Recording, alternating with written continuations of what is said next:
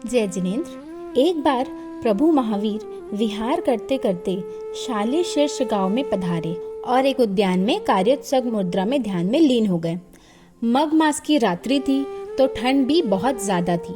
उस उद्यान में कठपुतना नामक वैंतरी का निवास था। पूर्व भव की वैर भावना के कारण उससे प्रभु का तेज सहन नहीं हुआ, तो उसने एक तपस्विनी का रूप बनाया। बहुत ही ज्यादा ठंडी ठंडी हवाएं चलाने लगी। वो हवाएं इतनी ठंडी थी, इतनी भयंकर थी कि पसलियों को भी आपस में भेद दे, पर लेकिन प्रभु तो थोड़ा भी इधर से उधर नहीं हुए। उस तापसी बनी हुई वैंतरी ने अपनी लंबी लंबी जटा में पानी भरा और अंतरिक्ष में रह करके जटाओं का पानी भगवान के शरीर पर छिड़कने लगी। इतने ठंडी पानी की बौछार और इतनी ठंडी हवा, कितनी असहनीय पीड़ा हुई होगी मेरे प्रभु को। प्रभु के स्थान पर यदि कोई और अन्य पुरुष होता तो मर ही जाता। यह भीषण उपसर्ग रात भर चलता रहा, परंतु भगवान को अपने धर्म ध्यान की लीनता से वह थोड़ा सा भी हिला न सकी। वे पर्वत के समान अडोल ही रहे। धर्म ध्यान की लीनता से अवधि ज्ञानावर्णी कर्म के विशेष निर्जरा हुई, जिससे कि भगवान के अवधि ज्ञान का विकास हुआ और वे संपूर्ण लोक को देखने लगी।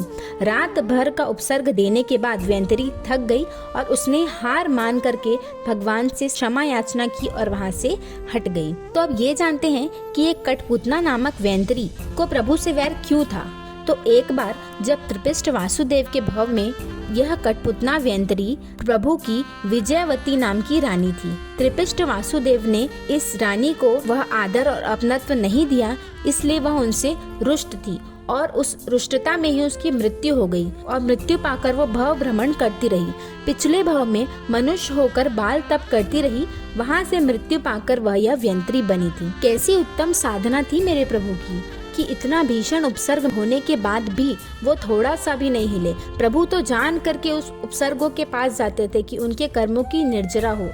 उनके जगह यदि आप और हम होते तो कितना व्याकुल हो जाते। सोचिए, यदि ठंडी का मौसम हो और यदि कोई अपना ठंडा हाथ भी अगर हमारे पे लगा दे तो हम कितना क्रोधित हो जाते हैं। पर प्रभु की साधना तो कितनी उत्तम थी कि ये सब चीजें कभी उन्हें हिला न सकी। ऐसे प्रभु महावीर के चरणों में कोटिशा वंदन। जय जिन शासन।